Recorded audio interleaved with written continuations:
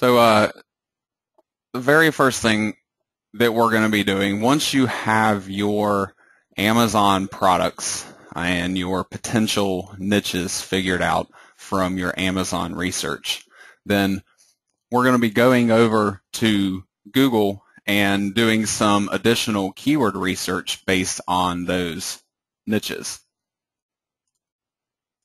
Hi, Linda. How you doing today? This is Google's keyword planner. I've put a direct link for this in the guidebook for you guys tonight. They do require that you have a Google account to get in here, but you don't have to actually sign up for anything or provide any kind of credit card information or anything like that. Now this Google Keyword Planner is really just like Google's previous tool, the Keyword Tool. And the Keyword Tool was something that I had always used for my keyword research, and they're phasing this out in exchange for the Keyword Planner. And the Keyword Planner basically provides the same basic information that the Keyword Tool provided, except there's a little bit less information here, and honestly I really like the information that they provide here better, even though it is less information, because this is typically the information that I was trying to pull out of the Keyword Tool. So at least in my opinion, I find the Keyword Planner really more convenient than the Keyword Tool, the more and more that I have had a chance to use it. So to get started, all you have to do is click on this search for keyword and ad group ideas, and we're going to be searching for products or keywords related to the Amazon products that we had researched. If you had some type of a keyword phrase that you had come up with for your niche based on your product research from before, then this is the product or the keyword that you want to be entering in here into the Google Keyword Planner. So for my example, I will continue on with the down comforters, and I'm just simply going to search the term down comforter. Down below there is targeting. You can target this to all locations by simply removing the country that is already here. Personally, I try to keep it on United States just because that will often be my primary target, even though I may still be targeting my website to other countries as well. The United States traffic, though, will oftentimes be the main gauge of traffic to use for your niche, unless you are building some type of specialized site for other countries, for example. And this targeting, this comes into play a little bit more importantly here in just a few minutes, which I will talk about that more once I get to it. So once you have punched in your keyword phrase, just click on the Get Ideas button down at the bottom, and Google will go ahead and do its thing and provide you a listing of keywords. Now, you have two different tabs up at the top here.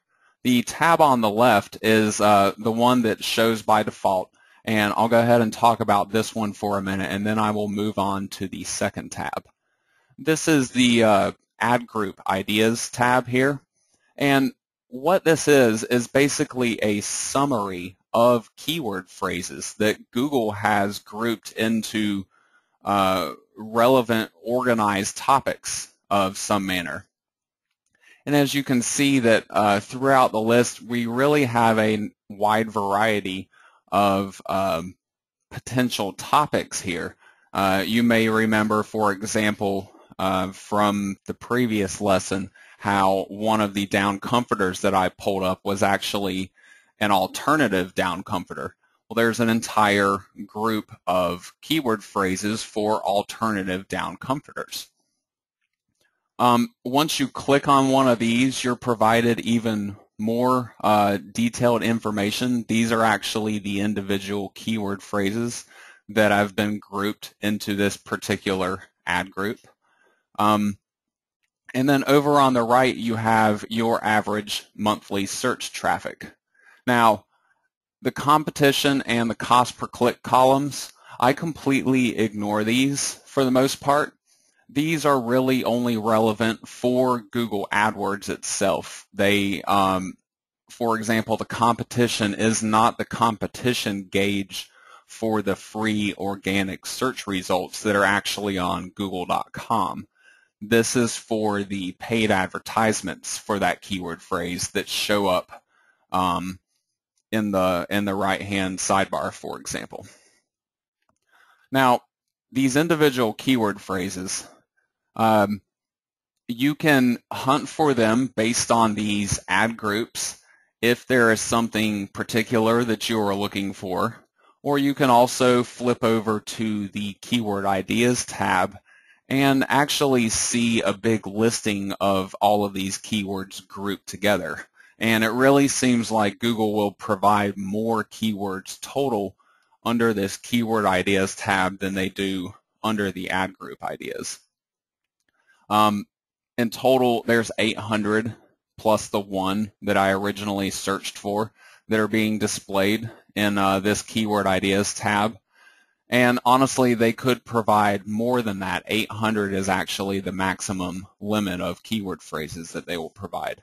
But then you could continue to search basically any one of these other keyword phrases in this list and still get even more keywords that you could use potentially for your site at least. Now, what I'm actually searching for here when I am going through the Google Keyword Planner and searching for keyword phrases is that I'm looking for a phrase that could basically summarize my entire website. It won't be the only keyword phrase that I'm targeting on my site, but the main keyword phrase is just something that will summarize all of the other topics that I will be including on my site.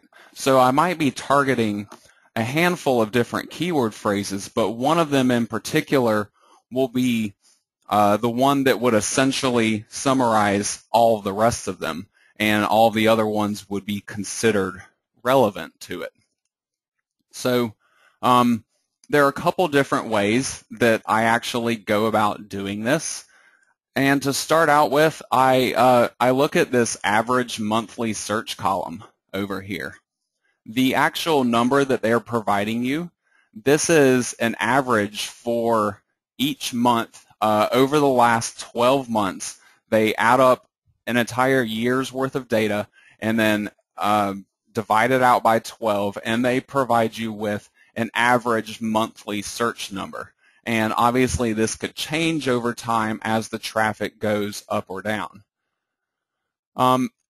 Typically, whenever you see a keyword phrase that has traffic of anything above 500, and especially once you're topping 1,000 searches a month, those keyword phrases have already been seen by other people, almost guaranteed. And chances are there are a lot of people trying to target them because they offer really great rewards. Now, obviously, I want to be able to bring in thousands of search engine visitors to my websites, but the key is that you don't necessarily need to have all of that traffic coming in from one single keyword phrase.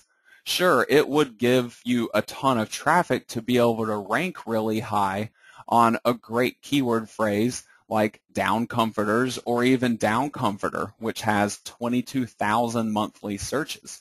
So, you know, of course you would get a ton of traffic, but the question is how much work is it really going to take you to be able to get on, say, the first page of those results for that particular phrase? So I'm not looking to spend months and months or even years trying to build up one single website just to obtain hopefully one great search engine ranking.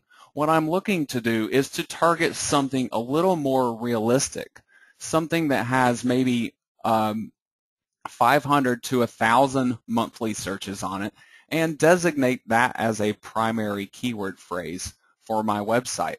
And then other pages throughout my website could target even more keyword phrases that also have a lower monthly search count on them.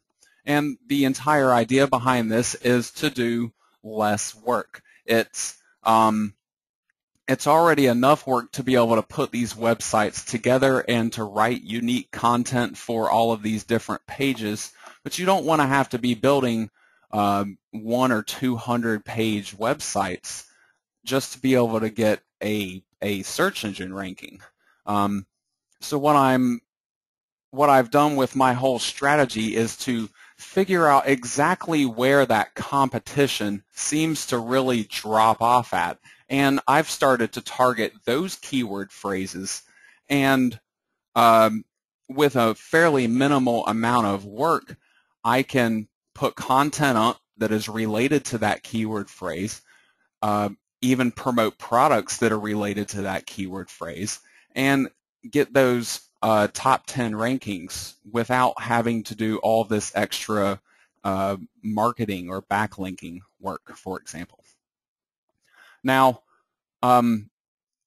this particular number that Google is providing for you here for each keyword phrase for the monthly search traffic. If you've ever used the old Google keyword tool before, then you may remember that they actually give you two different numbers. They give you a global number and then a local number. Well, the keyword planner has eliminated those two different numbers and basically merged it all into one. And the actual number that Google is providing for you is completely based on your targeting settings that you have declared, either on the main page where you were first performing your search, or you can always revise them over here in the left-hand column. So these particular numbers here are simply the local monthly average searches for the particular country that I have selected. If I were to remove that country targeting and target all of the countries, then I would get global numbers over here instead of local numbers. So this is basically just Google's way of simplifying that to present you with one number that is relevant to what you are trying to target. Now, the other thing that I need to talk about having to do with these numbers is that sometimes what you see is not always what you get. And I actually kind of like that about Google's keyword tools. And it has been one of the main things that I've used over the years to help me get some sort of advantage over the other affiliate marketers that are also scouring these keyword tools and trying to target great keywords. 9 times out of 10, when somebody sees a keyword phrase that does not offer a lot of traffic, they may completely dismiss it in the beginning. For example, a really low number like 480 on this particular phrase. Somebody might say, oh, well, that's below 500. That's not going to be good enough, and I'm just going to toss it out and move on to the next one, so I'll search for something higher. Well, Google actually provides the exact monthly traffic in addition to the yearly averaged traffic for each month. And this is in this little graph icon right here. If you hover over it, then you're provided with a graph showing you the traffic over the last year for this particular keyword phrase. Now, if you look up at the top of the graph and you hover over one of these points that are in it, you can see that in the peak times of the year that this keyword phrase is actually receiving 1,000 monthly searches on it, whereas this number back here was only 480. Now, for my particular product type, the down comforters, obviously these are more of a seasonal type of product, and this is actually one way that you can verify that fact is by checking on the Google traffic for related keyword phrases. So on this particular keyword phrase, during November and December and also January of every year, it's getting a ton of monthly searches on it, more than twice what the average monthly search count is.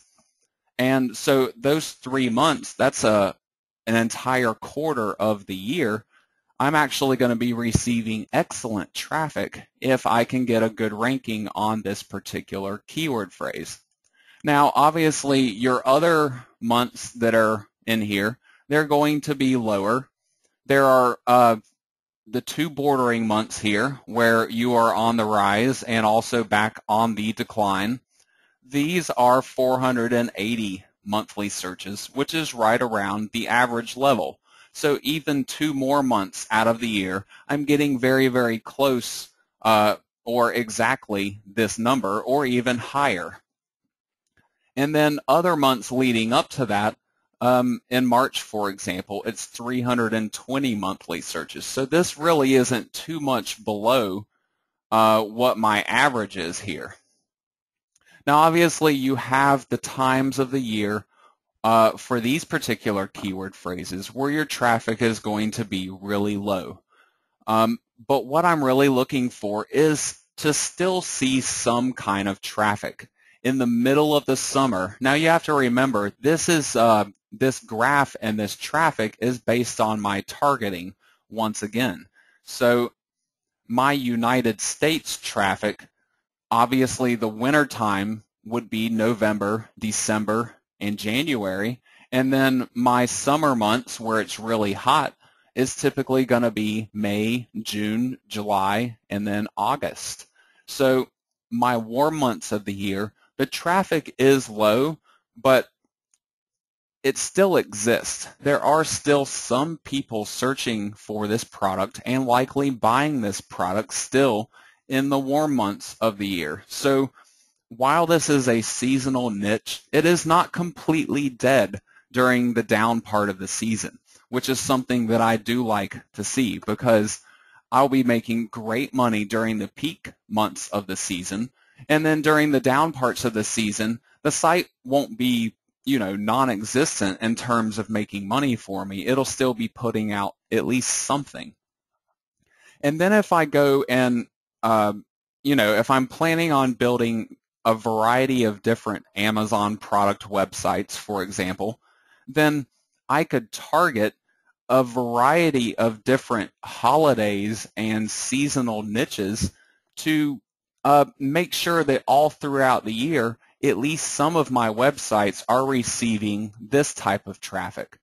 So once you can build out your sites, say for example, even if you're targeting a site or a niche that is seasonal and really good traffic for 25% of the year, then if you could just build 4 websites, then you would always have a website throughout the entire year if you picked your niches correctly, where you would be getting excellent traffic and likely excellent earnings on top of it. And then the remaining months of the year, you'd still be getting decent traffic and decent earnings throughout all of those sites. So this is really kind of one way that I like to diversify my my websites and my niche selections. It helps to keep your income higher each month to ensure that, if one particular niche takes a hit and it becomes not as popular anymore, you're not depending on one website to earn all of your money for you. You have a variety of different sites targeting a variety of different niches. Some may be seasonal and some may not be. And when you bring it all together, what you have is actually a pretty stabilized business because you always have some sites that are performing good for you. And if one site starts to perform poorly for you, it's not going to completely destroy everything that you've worked on, especially if you've gotten to the point where maybe you've quit your day job and you're only building Amazon sites. Obviously, if you were depending on one single site and one particular niche, if something happened in that niche, then you could find yourself overnight from earning good money to earning almost nothing. And there's really nothing worse than going through all that time and hard work to build something for yourself just to have it kind of disappear on you overnight. So my entire strategy is designed to not only help you to bring in the traffic easier with less overall work and ongoing work into the future, but then it's also designed to be stabilized in terms of your niches performing good or poorly, for example. Yeah, that's exactly right, Rhonda. Like landscaping in summer and spring, snow removal in the winter. You have all kinds of seasonal products out there. Think of anything water related for the warm months of the year, and then anything obviously snow or ice related for the winter months. But then you also have things like clothing, for example, in addition to recreation items or even like home or car maintenance type of items that kind of come and go throughout the seasons. There's really almost an endless variety if you really go out there and search for them. Now, once I have gone through these various keyword phrases here and try to pick out something that might be a good fit for my website, I will then take that keyword phrase and proceed on to Google with it to do some even more research, actually in person, to see what the market is like for that particular keyword phrase that I want to be my primary keyword phrase of my website. So, as I had mentioned before, I want some type of a keyword phrase that summarizes a very specific market that I could basically build a website surrounding that market to target all of the important concerns and buying points that customers may have, and to help them pick the best products for their particular needs or situations, for example. So when I'm looking through these keyword phrases, I'm looking for particular phrases that might work out for my exact situation. Now, one of them in particular that I always liked was Down Comforter Guide, and I actually have already claimed this domain name, and this will be the domain name that I'm going to be building throughout the course of this training series. But I wanted to tell you actually why ahead of time I selected this domain name, and I had to go ahead and make sure I had a domain name selected, because if I simply sat around and found a great domain name and then waited until I ran this live training to show you guys, then chances are it might not even still be around. But this particular keyword phrase, Down Comforter Guide, I feel like it offers a direct approach to one particular market, down comforters, which I feel like I could address without having to build too many different pages on my website. And I also feel like there are great products to promote in this niche, and the keyword phrase offers a kind of an informational or helpful approach to the niche instead of a direct buying approach to the niche. One phrase in particular that I like to use as a comparison is the review or reviews phrase added on to whatever you might be targeting. Down comforter reviews, a lot of people might immediately think, hey, this is a great choice for a niche website because I want to refer sales on down comforter products, so why wouldn't I want to build a down comforter review site? Well, it's not necessarily a horrible idea. Review sites have worked great for many, many years, but there just seems to be too many of them, and I feel like the consumer is kind of numbed to them in a way, and you get a lot of traffic that would come off of Google to those types of websites, immediately see that you're trying to push sales of products upon them, and just simply close your site or jump back over to Google to try to find something else. So I actually kind of like to avoid the direct buying approach and try to put myself in place to be the helpful middleman, so to speak. I want to take people's questions and concerns and problems that they might have with a product before they're going to be purchasing it and help them to solve those and present them with the right choices once they have, essentially had some time to build up a little bit of trust with me. I don't want them landing on my homepage and boom, immediately being hit with a bunch of advertisements.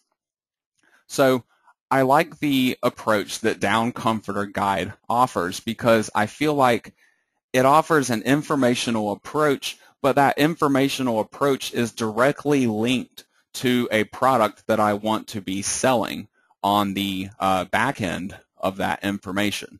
So that connection there is really, really important because there are tons of informational keyword phrases out there. And honestly, the competition on informational keyword phrases is a lot lower than the buying phrases like review phrases, for example, or even something like buydowncomforter.com. The competition on those keyword phrases is incredibly high. So a lot of people have actually avoided these informational phrases because some of them can be bad choices if they aren't directly connected to some type of product that you want to be referring sales on. So now that I have picked out a primary keyword phrase for my website, I can then take that primary keyword phrase, go over to Google with it, and actually do some additional research on this particular keyword phrase. Now, one of the first things that I'm looking at when I just search my targeted keyword phrase is to simply see how many results there are for this search. Now, you might think, wow, millions of pages on the internet that are all about down comforter guides, how could I ever hope to get into the top 10 of all of those pages? Well, having to compete with millions of other pages that rank for this particular term is really not that bad. When you get up into the hundreds of millions or even a billion pages or more, those are the terms that are super, super hard to rank for. And they don't necessarily all offer great traffic either. So I'm using these numbers as essentially a general gauge to see how much competition there might be out there on the internet. Now, I'm going to be coming back to this particular page and revisiting some of these search results here to do some additional research on this phrase. But before I do that, I'm actually going to do a couple more searches here to try to gauge this competition a little bit better. Now, what I've done is enclosed my keyword phrase in double quote marks up here and redone the search. And what this is going to tell me is that how many other pages on the entire internet actually contain this exact phrase that I have entered in between the quotation marks. when I performed my search before, it was more of a generalized search. Google is essentially probably the world's best thesaurus, and they know all of these other words or combinations of words that pretty much mean the same thing. So they will mix and match and replace all of that when they are putting together the results for a normal keyword phrase. But then when you enclose that phrase in quotation marks, then you're telling Google that I only want to see results that actually have this exact phrase from beginning to end somewhere within the content of the web page. So this actually tells me that there are only less than 19,000 other pages on the internet that contain this particular phrase somewhere within the content of that page. So I actually really like the looks of this particular result, because I've had pages where there may be 100,000 results for this particular search and really not had any kind of an issue getting a top 10 ranking for them. So seeing a number that is this low is really encouraging to me. Now, I won't necessarily use this number all by itself. I think about it in comparison to my previous number. And I also have a third number that I will throw in, and this is actually called the all-in title search. I add the phrase all-in title to the beginning of my search here, and then I add a colon in to the end of that, and then I have my quoted keyword phrase.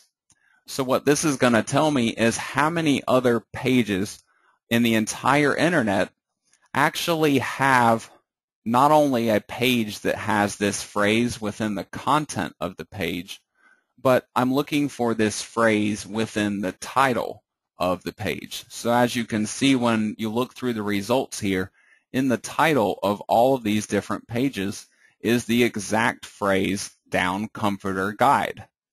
So there are only 12,500 other pages on the internet that have this particular phrase that I want to target in the title of a page on their website. Now, in most cases, I'm actually looking for this number for my all-in title search to be a lot lower than 12,500. However, I have other sites that I have been able to get ranked where this number is as high as 75,000 or so. So 12,000 is not a horrible concern for me. However, at least on your first attempt, before you are really familiar with all of these strategies, I definitely recommend trying to find a number here for this all-in title search that is as low as possible, even under 1,000 if you could potentially find one that is that low. Because the lower you get with this number, in general at least, the lower your competition is going to be, simply because there are less pages and websites on the internet trying to compete for this exact phrase. Now, in terms of using this number and as a gauge for what you're going after, you need to consider the other two numbers once again. The previous number that I had searched was under 19,000. So when that number is really close to this number, it's essentially telling me that most of those pages where that phrase has occurred somewhere in the content of the page, most of those pages are in fact using that phrase somewhere in the title. 12,500 out of approximately 19,000 of them. So this is actually a pretty decent percentage here. over 50%. So what this kind of tells me is that at least on this keyword phrase, that the people that have attempted to target this phrase have maybe built one page about the subject on their website, and possibly some of them built a couple of other pages, but it really doesn't seem like anybody is heavily attempting to go after this one particular keyword phrase. Now I'm going to jump back to my previous search that I had performed for just my target keyword phrase. So I can run through some of these listings to talk about what I am typically trying to look for here. Now, the website that I want to build that is going to target this down comforter guide keyword phrase, the entire website is going to be about down comforters, and essentially the entire website will be a down comforter guide. So I'm creating one singular website that is solely dedicated to my particular niche topic. So what I'm really looking for is to try to find another website out there that may be attempting to do the same thing that I am for the niche that I am trying to target. When I look through some of these top results for this keyword phrase, I see like Overstock.com, BedBathAndBeyond.com. These websites obviously are not solely dedicated to down comforters. Now, some people might think, wow, these are major national or even international websites. How could I possibly compete with them? But the truth is that it's really not that difficult when these websites are targeting so many different topics, because they're not necessarily an authority on that particular topic. They're just a well-known website that has some type of content on that topic.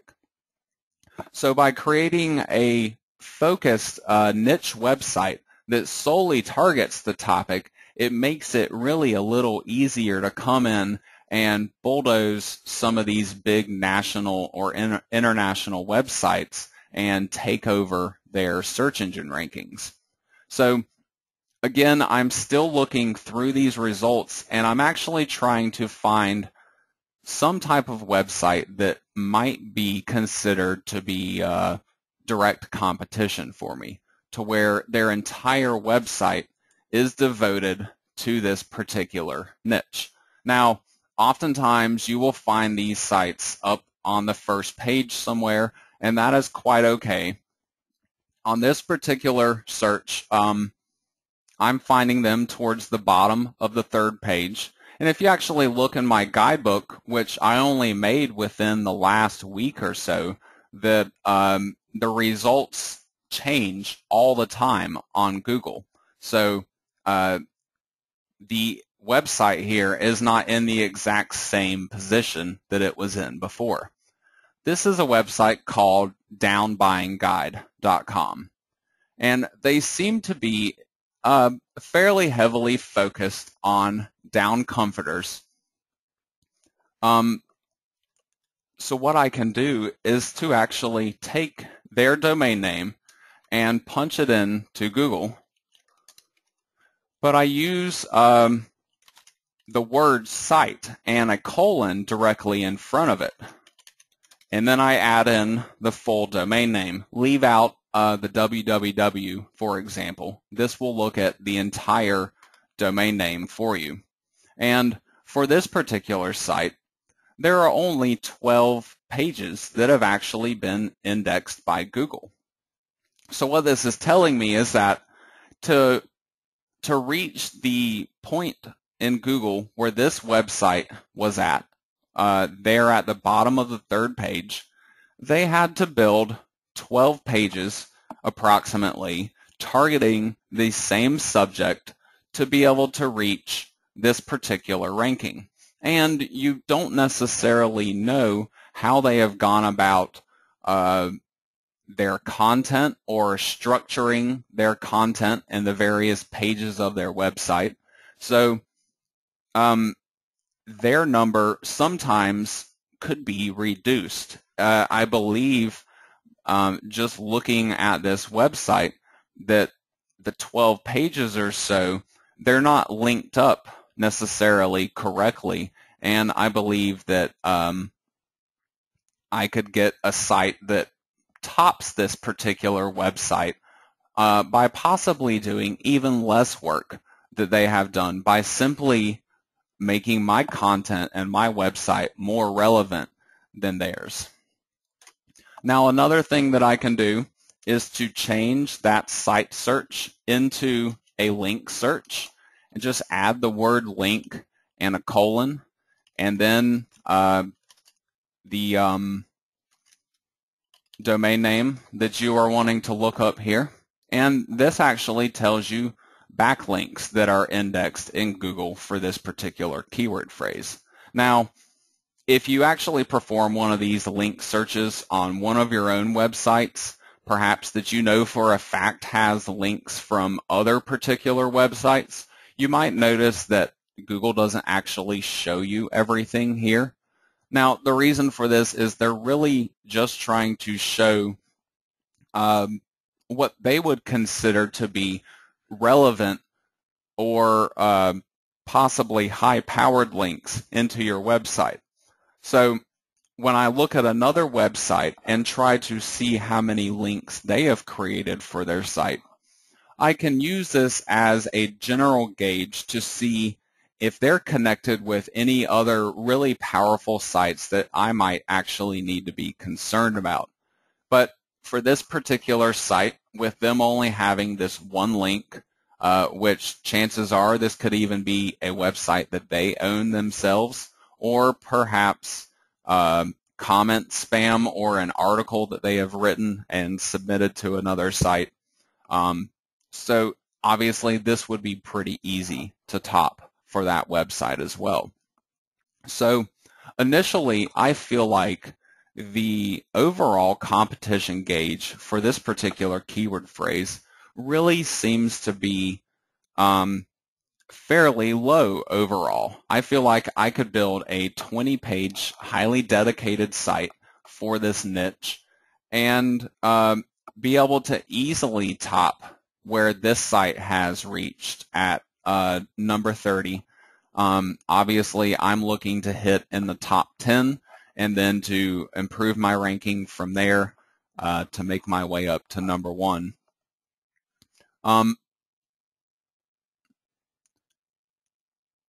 Can you find out what all their keywords are? Yeah, I mean, Stan, there are some people that have various software techniques that they use to try to figure out what keyword phrases other websites are targeting. I really try not to do a lot of like in-depth research on that unless I'm having a hard time figuring out some good keyword phrases to target. But I'm also kind of looking to sort of set my website apart from theirs in a way. I feel like if you build a website that targets the exact listing of keywords that, for example, the top 10 websites have targeted, then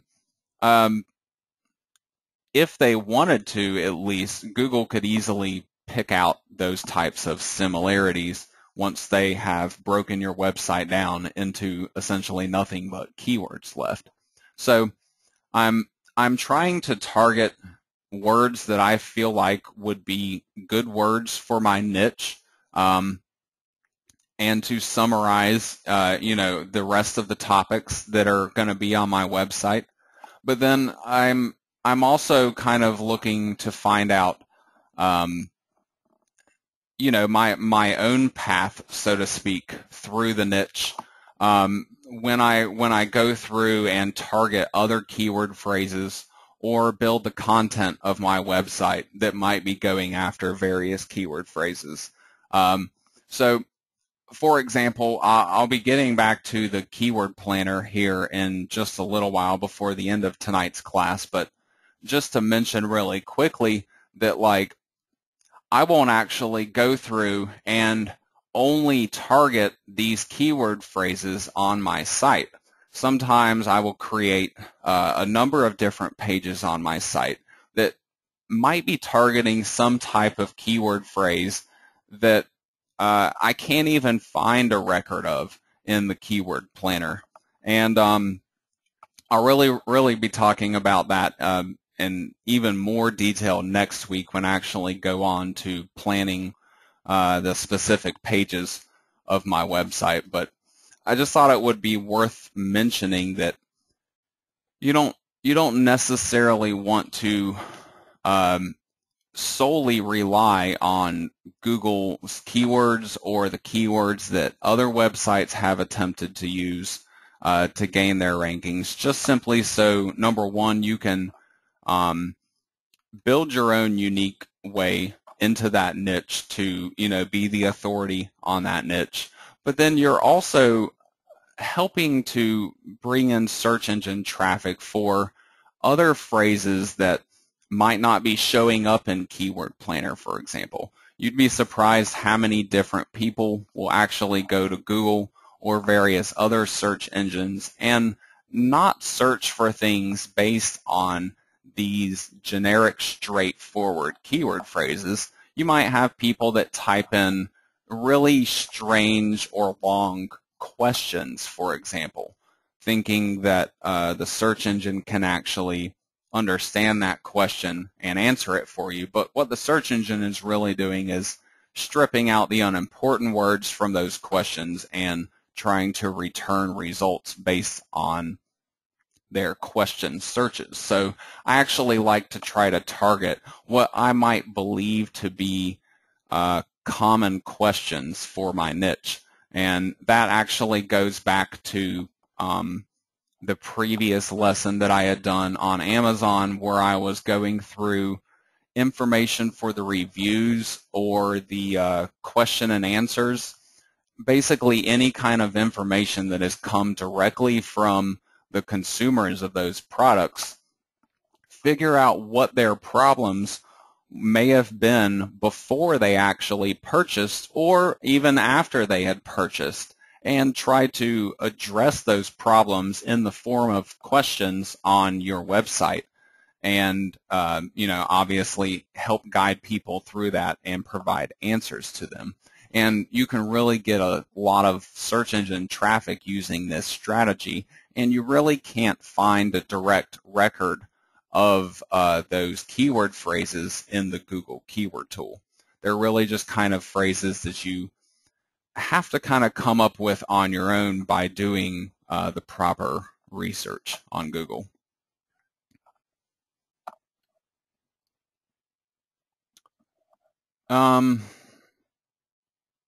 Let's see. Pamela's asking how to search and find ranking in Google.com specifically. Let's see. You tried to search it in your country, it kept popping up google.com.au instead.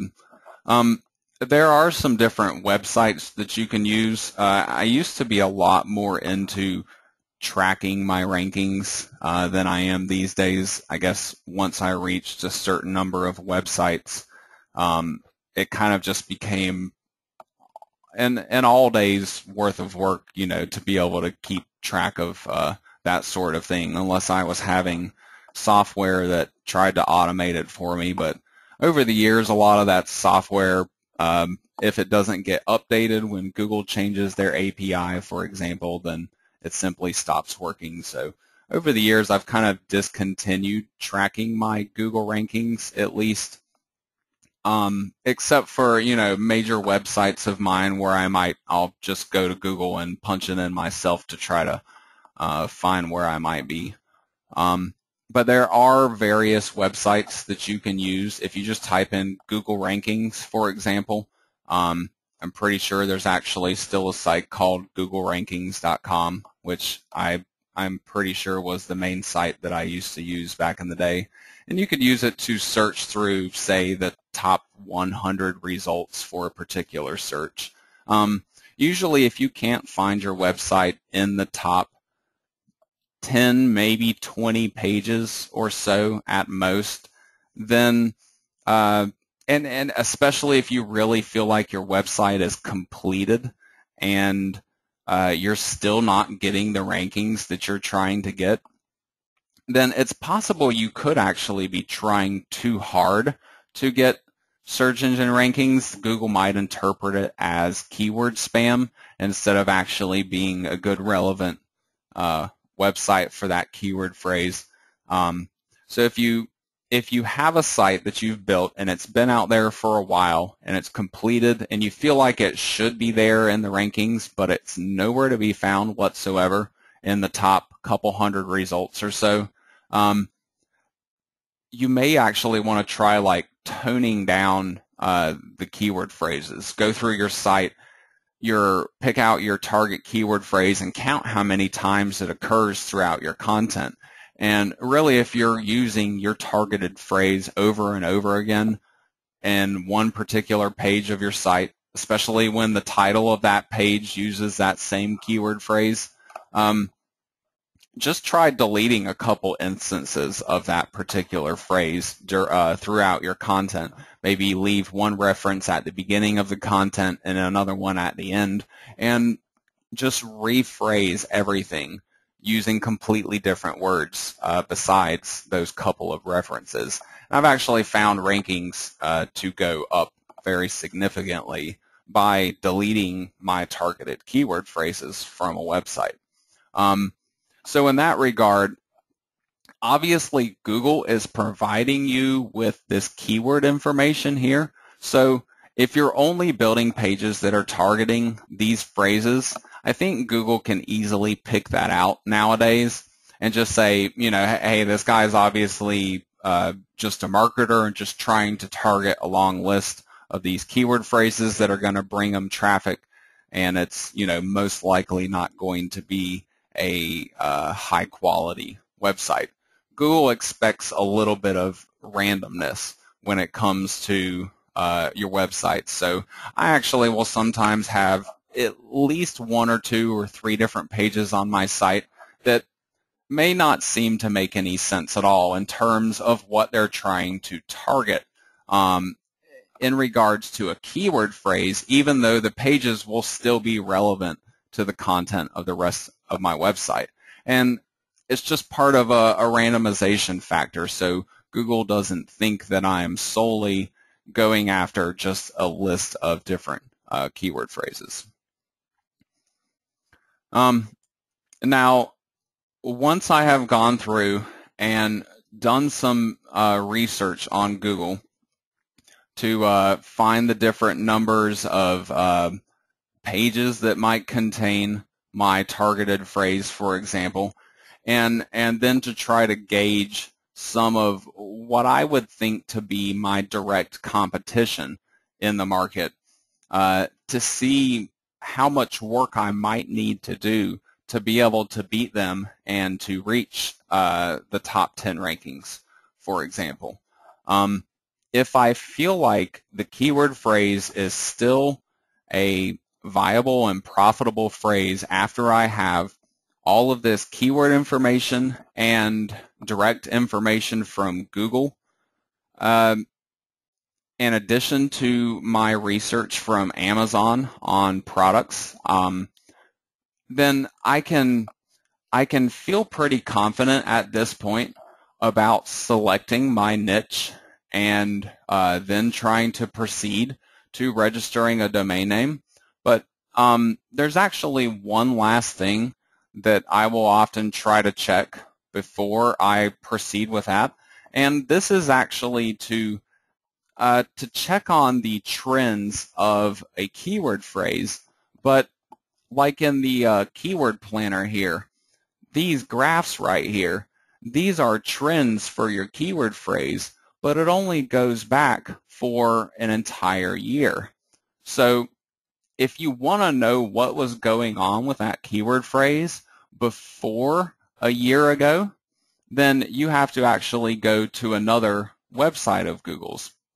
And just to mention real quick, the reason why you need this information that is before a year ago is number one, if you have picked out a seasonal niche, for example, you can use this information to confirm that it is actually seasonal and didn't just suffer, a steep incline and then has dropped back off in popularity. Because you could have a new product come along, it's popular for a couple of months, and then it turns out nobody likes it, and then the popularity of it drops back off again. And if you're thinking this might be a seasonal niche that's going to be shooting back up again next year, and it never does, it just keeps dropping off, then obviously you could end up wasting a lot of work and get nothing from it. So what you can do is to come over to a website called Google Trends. Now, I used to use a site called Google Insights, but they seem to have switched over to Google Trends at some point along the way.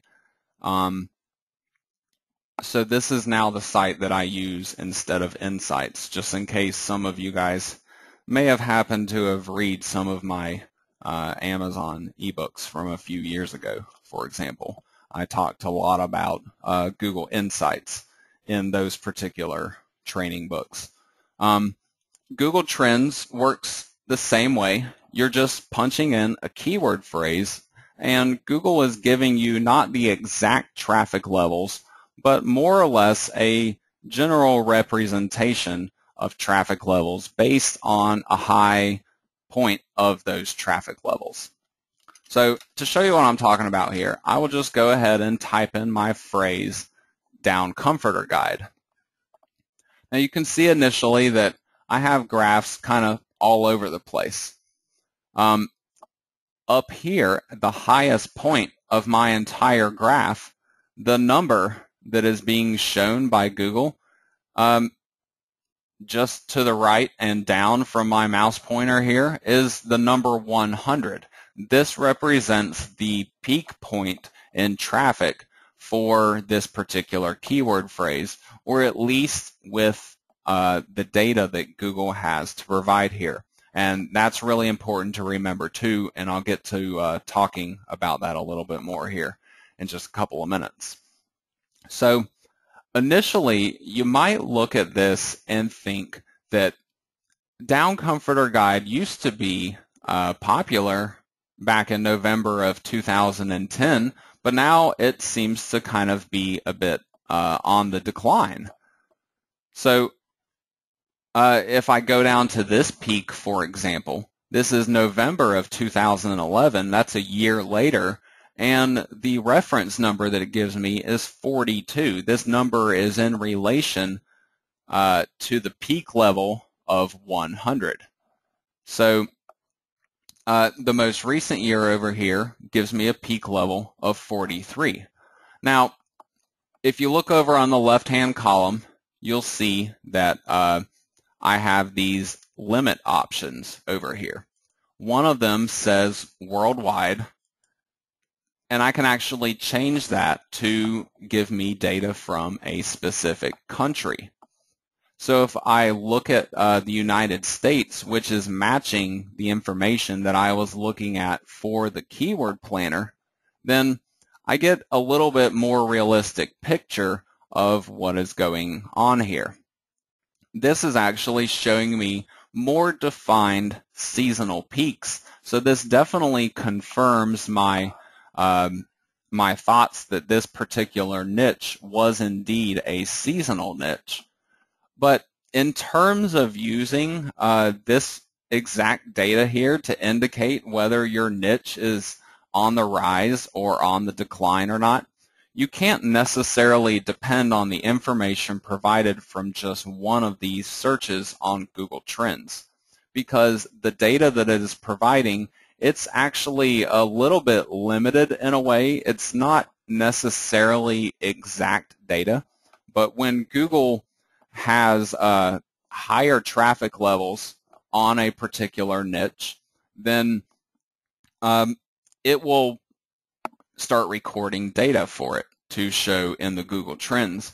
But when the traffic levels aren't high enough, then it might show you nothing at all. So even though it's showing me zeros for all these years before, obviously down comforters weren't just invented in 2009. There had to have been some kind of traffic for this keyword phrase here, but it simply may not have been up to the levels that are showing up on this graph. So it could have been levels even lower than this particular 44.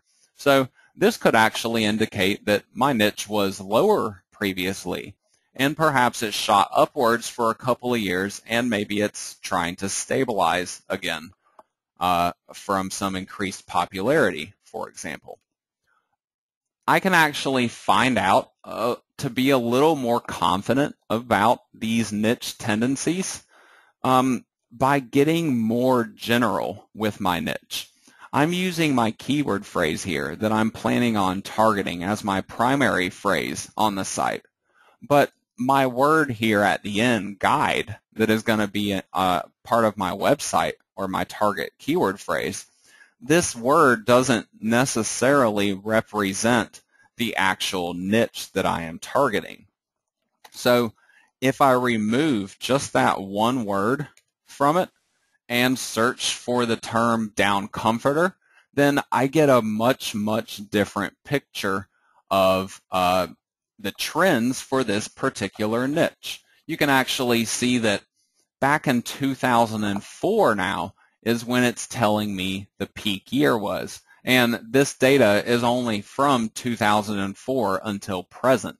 So Google is actually giving me about 8.5 years worth of search engine traffic data right here in this one single graph. 2004, it was showing a peak. And then after that, you have a decline. But then the decline seems to be improving now over the last number of years in a row. Now, depending on what country you live in, I'm sure almost every single one of you has had some kind of economic hardship going on in your country during the course of these years right here in the middle or so of this particular graph. So you always have to consider what the outside influencing factors may be. Years ago, when I used to do this type of stuff, there was never anything, at least not within my lifetime, that caused these major dips in search engine traffic unless products were simply coming or going from the marketplace in popularity. But because of that economic recession that was almost worldwide, you really have to consider what that might have done to demand for a particular product or niche, for example. Now, chances are the product, even if it had a decline, it should be beginning to improve by now. If you're not seeing some type of improvement on your niche, in the 2011, 2012, and especially 2013 year, then you might start to want to consider whether that niche got left behind after the economic recession. Maybe people just simply decided that that was a waste of money and they didn't really need it. So they just stopped buying it. But as long as you're seeing some type of improvement over the last couple of years, then you can be more confident that your niche is recovering. If I look at November of 2012, the number that is providing me for the index is a 92. In comparison to 2004, where the peak level was, a 92 is not so bad. It's actually recovered.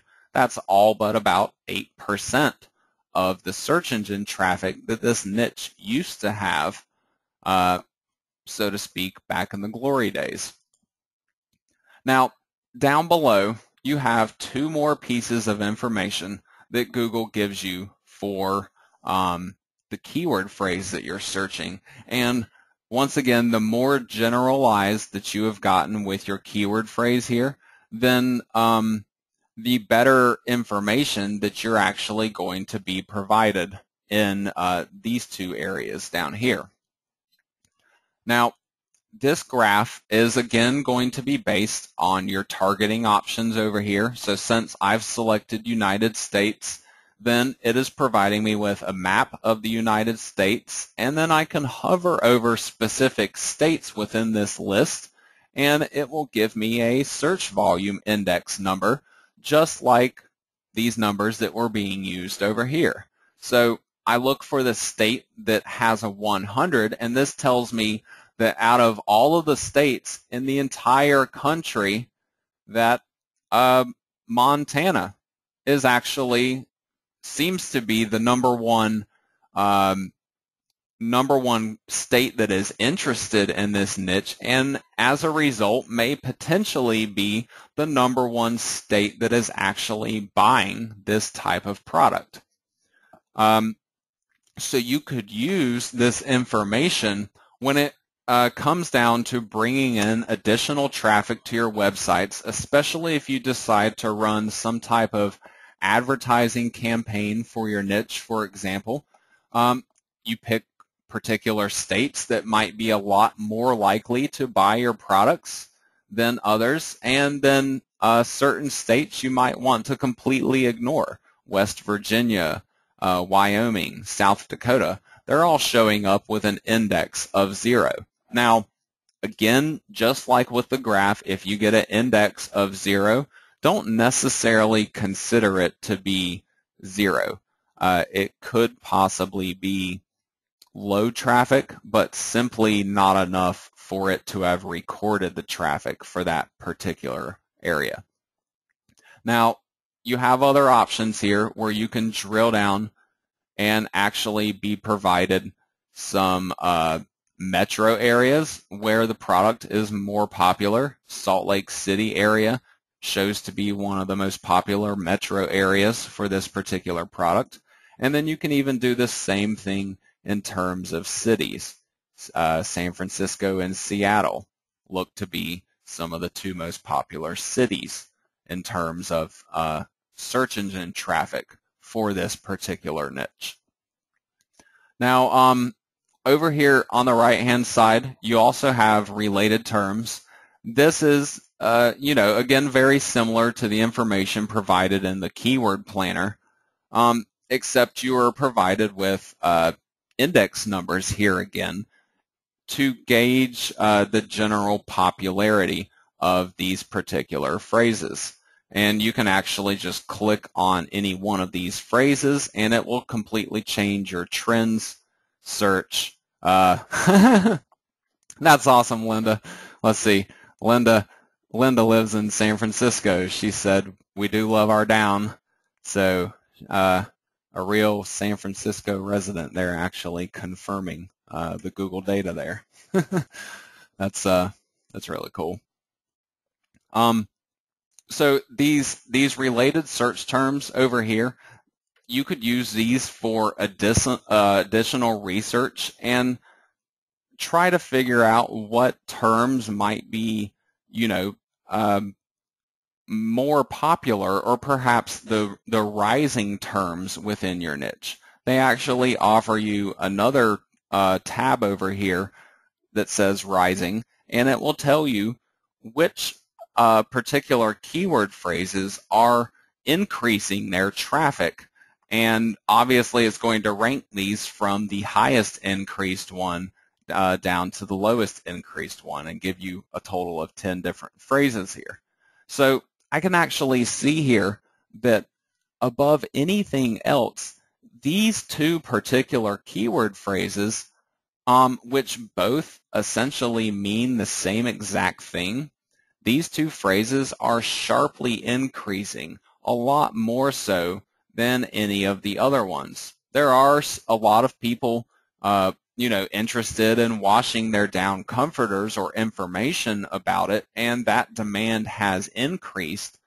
But the alternative down comforter seems to be the #1 rising area of this particular niche. So I can use this information again when it comes to my keyword research, my niche selection, maybe even my domain name selection, and even targeting the products that I am going to be promoting on my site, and put myself in the best possible position, because you don't just want to cover the actual niche itself, but you want to cover the niche in a modern way that will ensure you the longest amount of success with the website that you are building.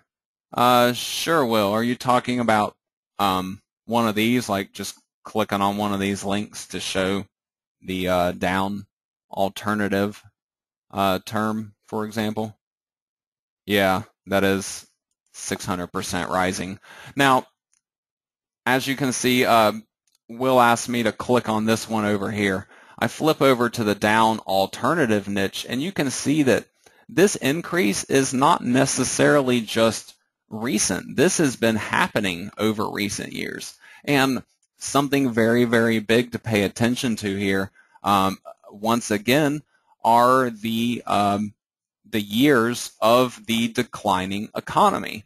Those were right in here, but there's hardly any decline whatsoever in this particular niche. From 2008 over to 2010, there was a very, very minor drop. The index dropped from 61 to a 54, only a 7-point decrease. Whereas then immediately after that, you actually had the peak year within the last 8.5 years on this entire niche was just last winter.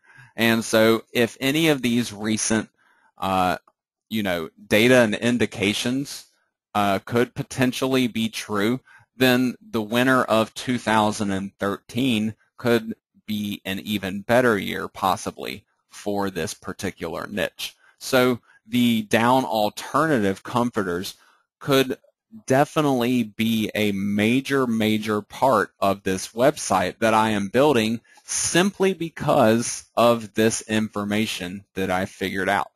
Now, necessarily, you can't absolutely get blinded by these sharp increases in the Google Trends because you don't necessarily know how much traffic there is for this particular term or interested in this particular type of product. These numbers, again, are just generalized numbers relative to the traffic from other points that's being measured here. So if you want actual numbers, then you would need to take that term and go over to Google's keyword planner and actually get the exact numbers then that you would be looking for. So I could come over here and search for down alternative and find out some more relevant numbers that would actually apply to this niche. The average monthly count here is 590, but then if you look at the traffic that's out there for it, the peak month in the winter of 2012 was 880 monthly searches. So I could then return to this same graph for the same keyword phrase, and this is for down alternative.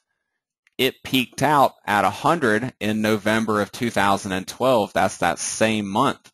So I could assign a traffic level of 880 to this right here, and in essence figure out what some of these other traffic levels may have been. So back in December of 2007, where this was at a 61, this may have been 400 or 500 monthly searches or even less that were being received on this particular phrase during the peak season for these previous years. So this is definitely a major, major increase, and this is actually an increase that involves hundreds of people and not just a couple of people, because obviously if this point only represented 100 monthly searches, then you might only be talking about a difference or an increase of 40 people a month. So you always want to make sure that you can actually relate these numbers to real traffic numbers before you jump to any kind of a decision on this. Yeah, you're definitely right, Will, because of the allergies.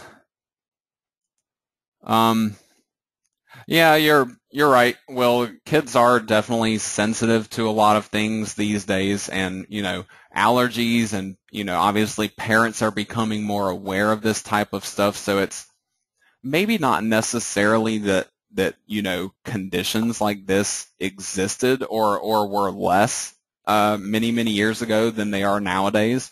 But I think it's just the medical awareness of the country, and especially in the United States, like your kid is like sniffling from a cold or from allergies or something, and like other parents will just be like, what's wrong with your kid? Why haven't you taken them to the doctor? And it's almost like a social pressure in particular countries to perform up to certain standards, for example, that can honestly be the driving force behind some changing product niches that are out there. One last thing here, the down comforters. Obviously, some of the popular states that were popular for the down comforter niche are still popular for the alternative niche. But something else that you may actually notice is that you have other states where the alternative is very popular compared with how the popularity of it may have been in the same state for just the down comforters. Like my state here, I live in South Carolina. I have a 95 index on my particular state. Allergies are probably one of the #1 reasons, because you have tons of pollen out here. So you have a lot of kids that are already diagnosed with allergies that relate to other types of things. And so these are your parents that are typically more aware of these situations and then maybe purchasing these products. Whereas the middle of the country here, almost completely non-existent, the demand, or at least it's significantly lower than it is anywhere else in the country. So one of the last things here that I want to talk to you guys about tonight is going to be domain names. Once you have actually figured out a particular keyword phrase that you might want to go after, let's say you want to go after down alternative comforter, or perhaps alternative down comforter. You can rearrange keyword phrases any way that you want to. How'd you get the state-by-state breakdown? It's the targeting that you have selected over here. If I actually, let's see, let me go back to this down alternative list here. If I were to change this to worldwide, then I'm shown the demand based on country. So then if I select a specific country, then it shows me the demand broken down by that particular area. And this could even work for other countries, but this is one of the things I was talking about. Google Trends only works once you have a certain amount of search volume, and they won't even show you a graph. This doesn't necessarily mean that there is no traffic whatsoever in Germany for down alternative comforters. It's simply not enough to be registering here in Google Trends. So you would have to go and do additional research on that to actually figure out whether there could be traffic there or not. And that would be done through the Google Planner. So this is just more of a general indication of traffic and not exact indications of traffic being provided here. So when it comes to selecting a domain name to use for my particular niche, there are a couple of different strategies that you can actually use.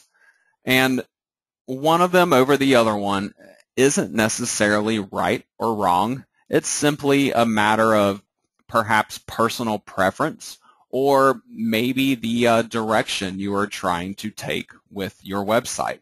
I know at least one guy out there tonight is building an affiliate site because they want to target a particular niche or a series of niches on these affiliate websites. But their ultimate purpose in doing so is not to always be promoting products as an affiliate. They're actually looking to eventually switch over to, say, importing those products and selling them on Amazon themselves. And if that was the case, once they make that switch over, you could actually promote your own products on Amazon with your own affiliate website, which would boost your sales and also then boost your sales rank on Amazon as a result, which gives you even more exposure for your products on Amazon, which can then lead to even more sales. So depending on what you may be looking to do long term with these websites, or perhaps just what your personal preferences may be when it comes to domain names, there's two primary strategies that I typically talk about. Now, a number of years ago, really the only strategy that I ever used was the one that basically everybody already knows now. It's exact match domains, otherwise called EMDs. Now, this is like taking my keyword phrase down comforter guide and turning it into a .com domain name. So it would be downcomforterguide.com. This is the exact match domain name. It is a keyword phrase that has Google traffic on that keyword phrase, preferably at least, and then it is turned into a domain name. The reason why people have done this for many, many years is because Google looks at the words in your domain name and will sometimes consider them to be keywords that could help boost or potentially harm your website rankings. So the whole reason why, people might say exact match domain names are dead. And honestly, I can't ever believe that Google would completely do away with exact match domain names entirely. I do definitely recognize that Google has decreased the power of this type of domain name over the years. However, I also believe that there is no way that they could ever completely throw out giving domain names a ranking bonus based on that exact match. And the reason for this is simply branding.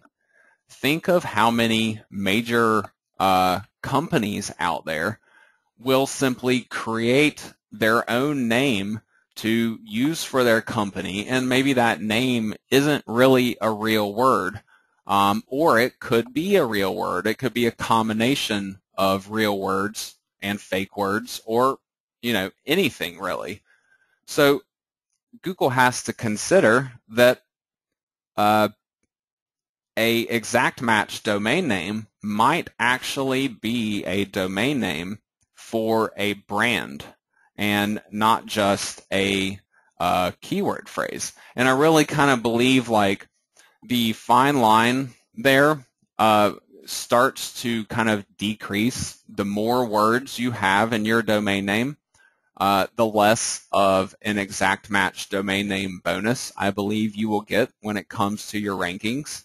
So I will typically try to find a keyword phrase that is 3 words long at the most. If you can find a 1 or a 2 word, that would be awesome. But 3 words is a little more reasonable, and I also still believe that it's within the limits of what Google might expect for a real brand name to be. As an example, just as a basic brand name example, Dell.com. I'm a big fan of Dell computers. Their website obviously is Dell.com, and if somebody was searching for the word Dell, Google would have to consider that the .com website by that same name could potentially be the actual official website for that brand name.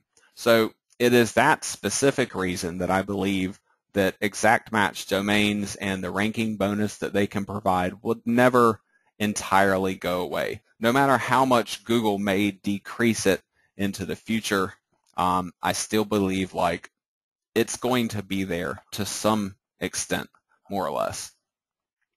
Now, in addition to your exact match domains, another option is to kind of go with a branded domain like I was talking about before. This could be a completely made-up brand name, a name that you might want to call, like, if you're looking to appear as a more official company, or perhaps actually be an official company, like the guy that I was talking about that is looking to proceed from being an Amazon affiliate to actually being an Amazon vendor eventually. He is interested in using a branded domain name because he wants to actually have a name for his company and to kind of build some reputation for that name before the company actually begins, so that when he becomes a vendor on Amazon, so he won't have to create a completely new website at that point. So the branding, you can make a domain name that is completely random or made up words, or you can also kind of mix and match a branded domain name with an exact match domain name. And this could be especially useful if you've gone through all of your research up until this point and you have perhaps the perfect keyword phrase picked out that you want to use, and then you go to see if the domain name is available, and then you find out it's not available. So you have to ask yourself, do I still want to target that particular niche, or do I want to go back to the drawing board and completely redo my research from the beginning and try to come up with another niche? If you're not looking to completely scrap your research and start over, an easy option is to simply go with a combination of a branded domain name and an exact match domain name. So this could be something like Ryan's Down Comforters, or something like Down Emporium, for example, I believe were a couple of the examples I came up with for my guidebook for tonight.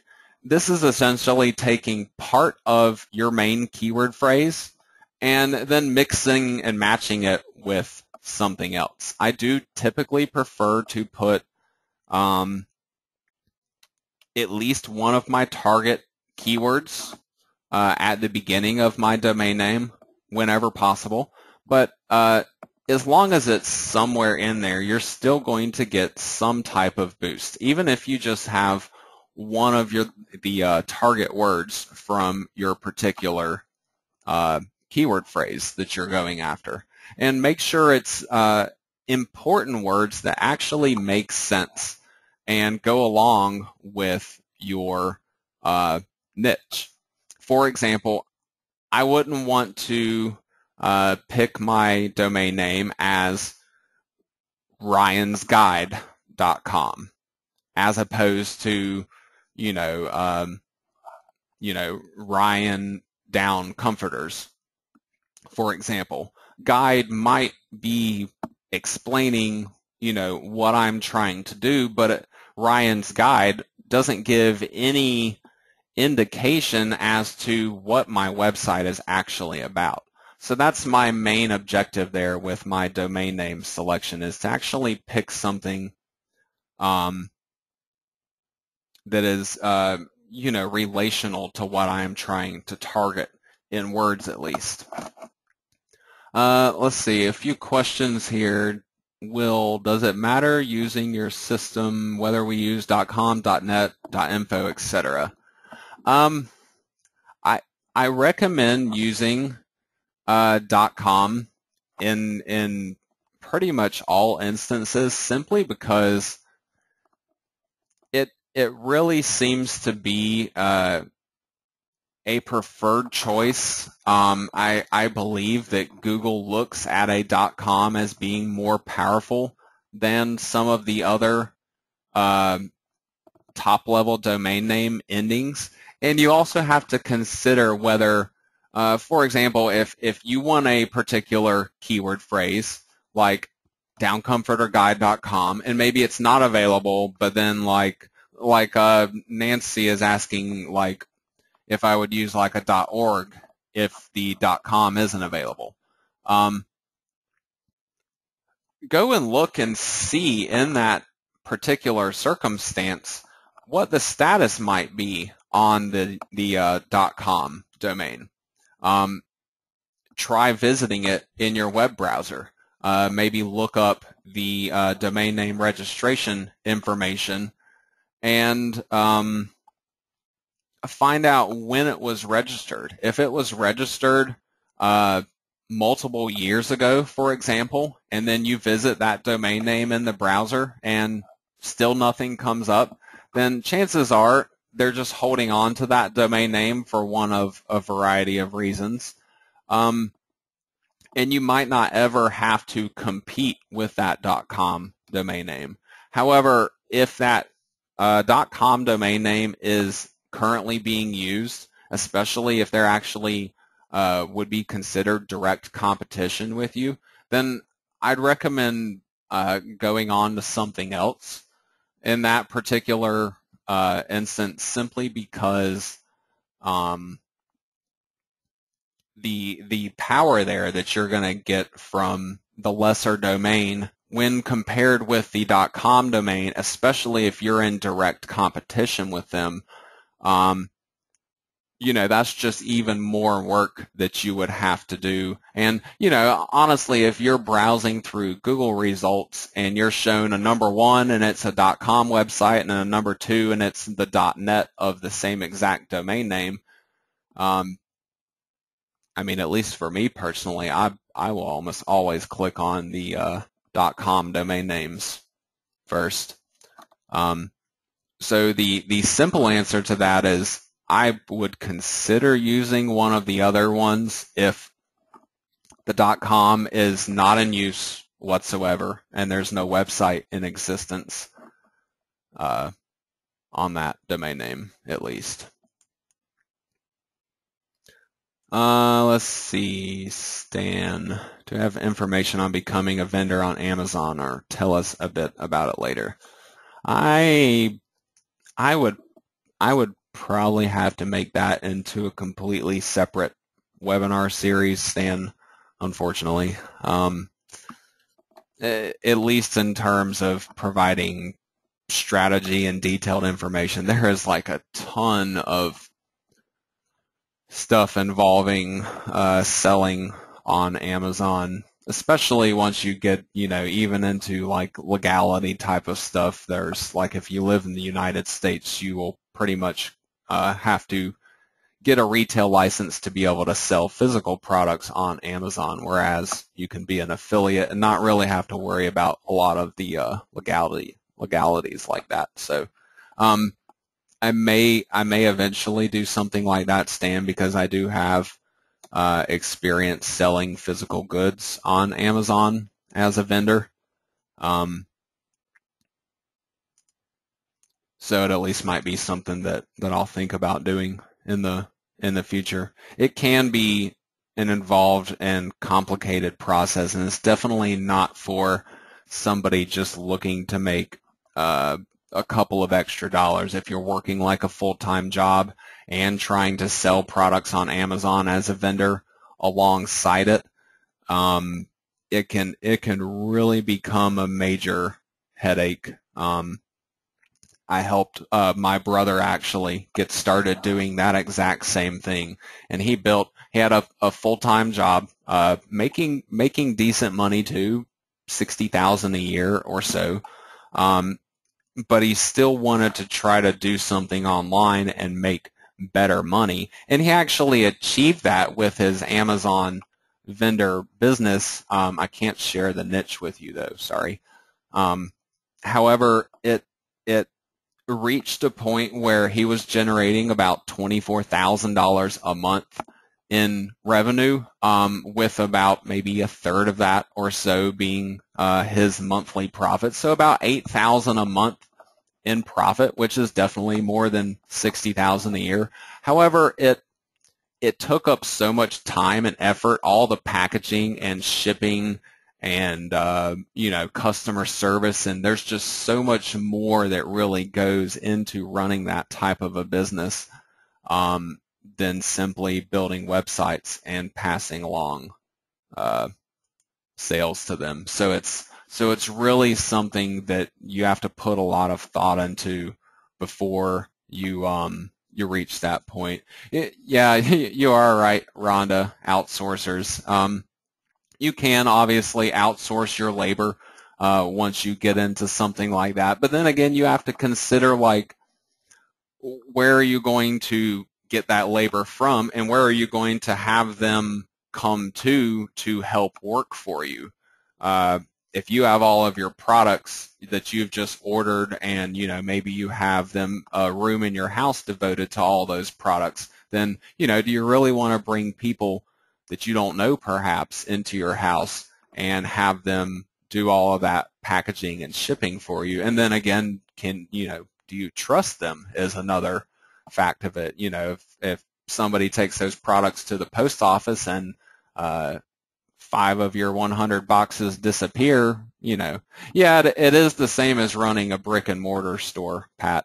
So it's I don't know, it's a lot more complicated and involved and time consuming, and so much more of the business end actually applies to that, because it really is a real legitimate business, minus having a brick and mortar location. And even then, a lot of times that type of business, while they may not be selling through a brick and mortar location, you still might have to end up getting a warehouse and office space, and that's really what it kind of came down to for my brother, for example. And he actually ended up deciding to cash out and just sell that entire business, and still to this day he's still working that same day job, which in a way makes me sad, but it's some people have a preferred way of doing things, and there's absolutely nothing wrong with sticking with a good, reliable job and a paycheck, especially when you have kids, which my brother does too. Let's see, Randy, have I tried Market Samurai, and if so, what are my thoughts? I have. Have they updated that? Is that something you've tried, or just something that you are potentially interested in getting, Randy? My biggest concern, I'm new to it, okay? My biggest concern with perhaps a Google keyword research product is where that information is coming from, and also how it analyzes and displays that information, and then also whether that product is updated on a regular basis. For example, any keyword tool that was built 6 months ago, 6 months from now, if it's not updated, will probably not work anymore. However, Market Samurai is definitely like kind of the major name when it comes to keyword research. So if there are any that you could ever use that would probably be pretty reliable, in terms of whether it's going to get updated when Google makes changes or not, I would definitely say that that would be the one. However, I can't tell you specific information about it, especially anytime recently. I have used it before, but it has been at least 2 or 3 years, I would guess, and I'm sure it's not the same as it used to be. But my main concern with using automated software that is returning keyword phrases is whether that gives you enough control to actually be able to retrieve all of the phrases and the additional information that you might be looking to get. For example, I know when Market Samurai first came out, for example, that even though you could go to Google Keyword Tool and get this trending information for individual months, I don't ever remember being able to easily access that information in Market Samurai, and so it wasn't viable for me because I couldn't use it to find the words and the traffic levels in the way that I liked to look for it, really. But as long as you feel like it is providing a good purpose for you, and helping you with your keyword research and giving you the information that you need, and also helping you to find the keyword phrases that maybe not necessarily every other affiliate has already looked at, then I would definitely think that it is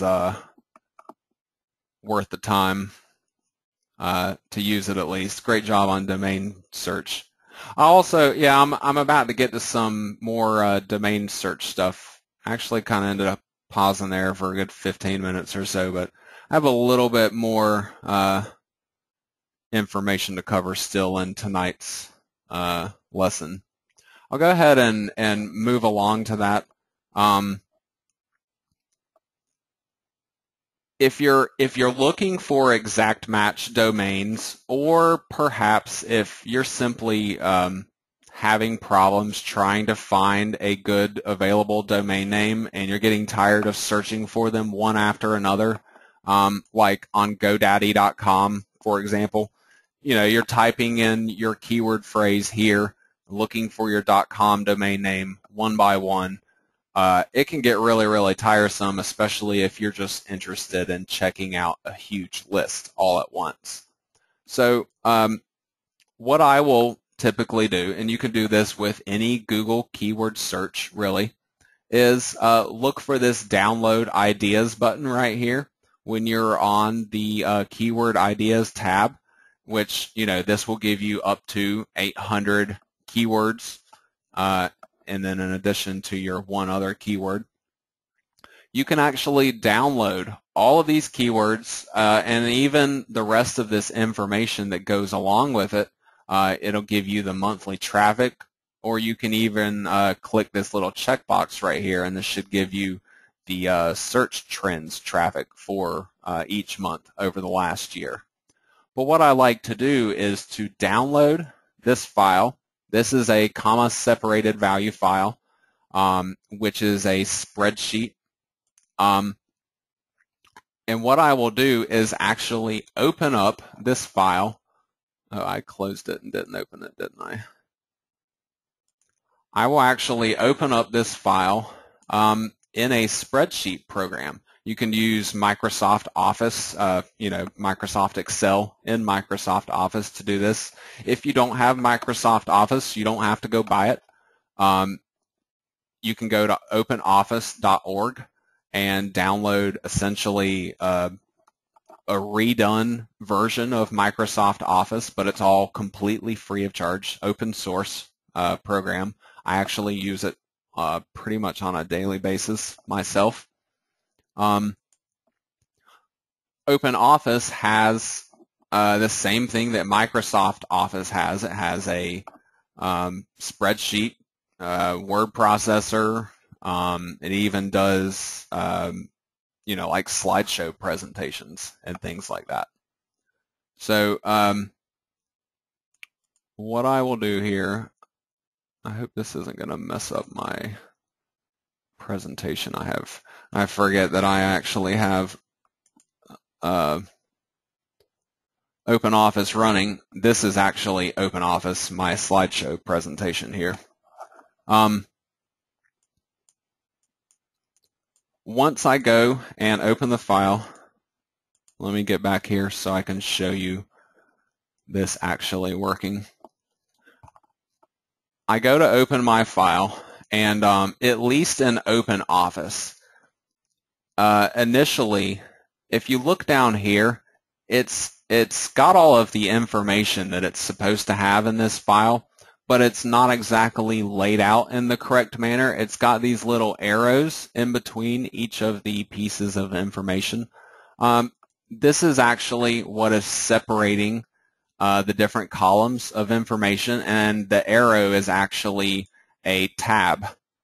So if you simply click on the tab checkbox right here, then it will split all of your information in that file into the correct columns so you can actually view it.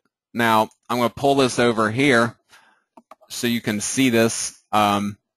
The main thing that I'm paying attention to for this particular purpose, now this is to take all these keyword phrases and to try to find exact match domain names with them.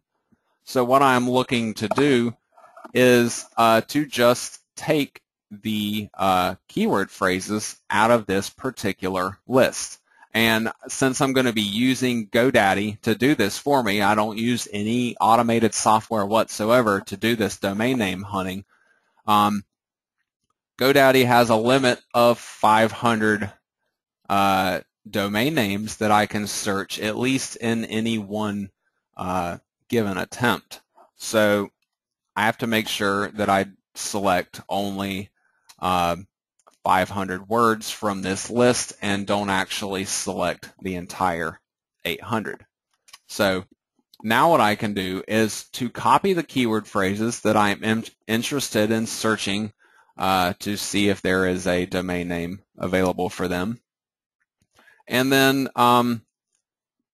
you can actually do this in the spreadsheet, but I actually open up Notepad to do this simply because I don't have to save the file.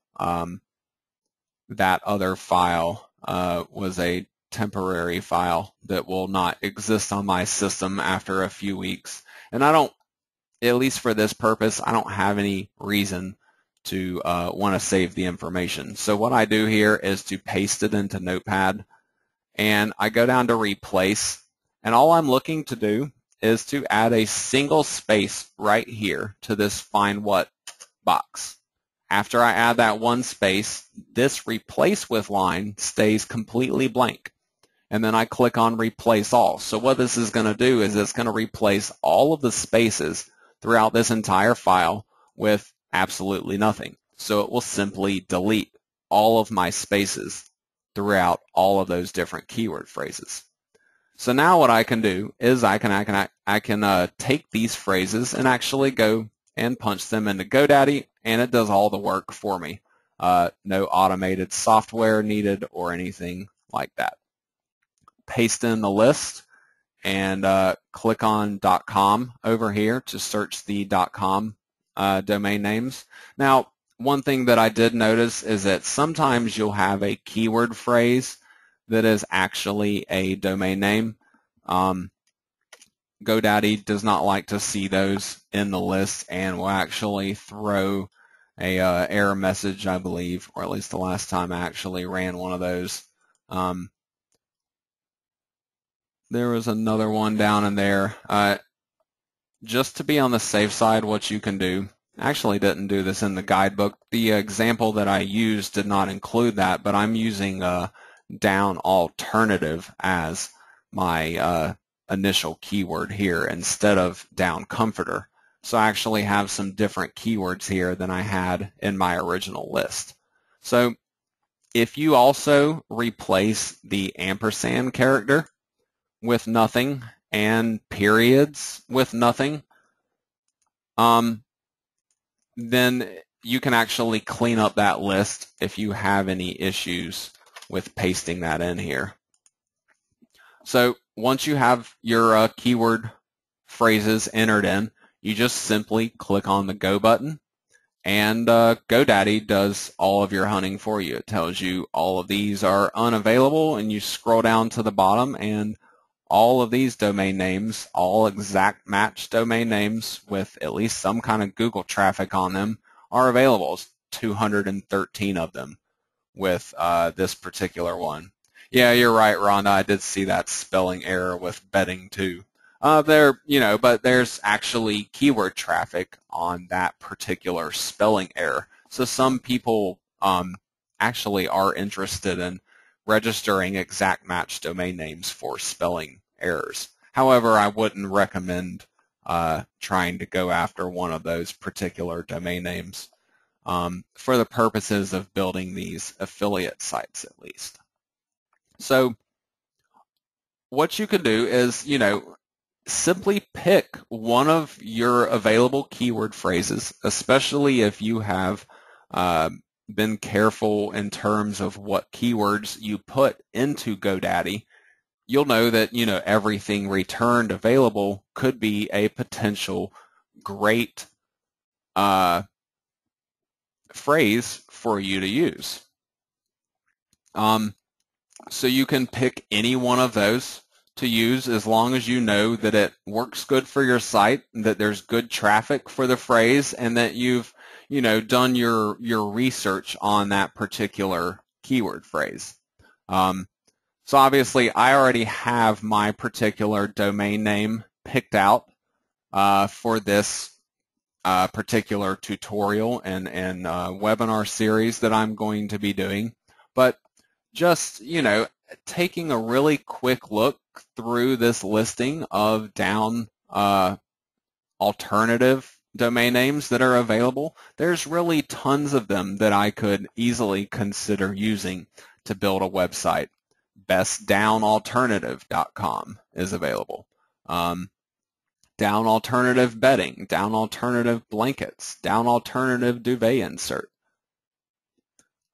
Any of these domain names are very, very specific, highly specialized domain names that refer to a specific niche and possibly even a very small group of products that are out there related to that niche. So, with any given target primary keyword phrase, you could, potentially come up with a huge listing of other potential domain names that you could use.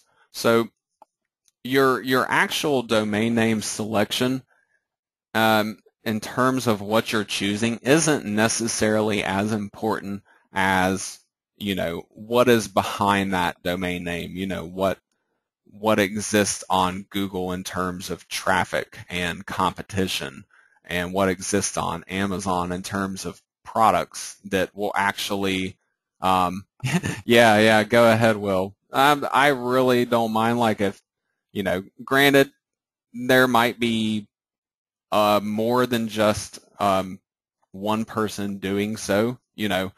I will be targeting at least some kind of down alternative comforter on my website, but my website is actually going to be about down comforters more in general instead of just the alternatives. So, this is definitely a niche that some of you could consider targeting if you wanted to, but, obviously you guys could end up competing against each other.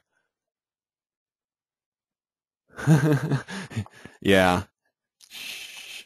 I'll be quiet about that.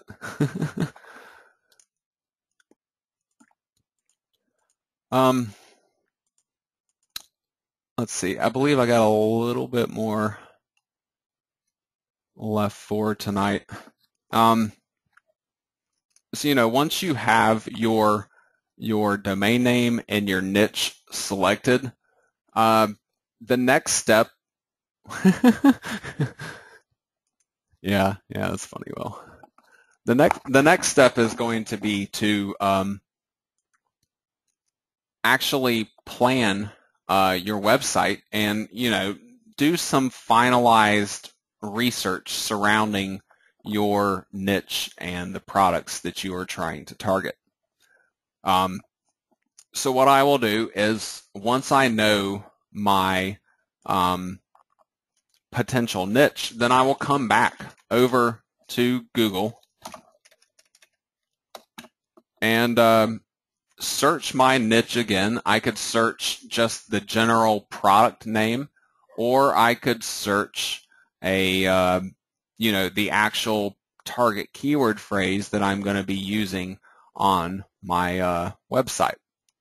And what I'm doing this time, instead of looking for a primary keyword phrase, I'm looking to find other phrases that relate with my primary keyword phrase.